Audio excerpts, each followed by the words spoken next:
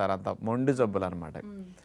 అలాంటి autoimmune disorders ఈ రోజుల్లో బాగా పెరిగిపోతున్నాయి, పిల్లల దగ్గర నుంచి వస్తాయి ఈ జబ్బులు. అలాంటి జబ్బుల బారిన పడకుండా ఈ క్యాబేజీ 40% ఇది ఒక్కటి తినటం వల్ల ఆగుతున్నది అని వాళ్ళు ప్రూవ్ చేశారనమాట. ఓకే.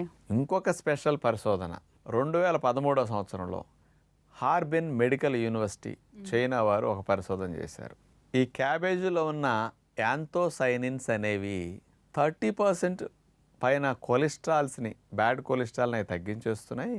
ఈ గుండె రక్తనాళాలు, ముఖ్యంగా కరోనరీ రక్తనాళాల వాల్స్ డ్యామేజ్ అవ్వకుండా చేస్తున్నదట. ఓకే.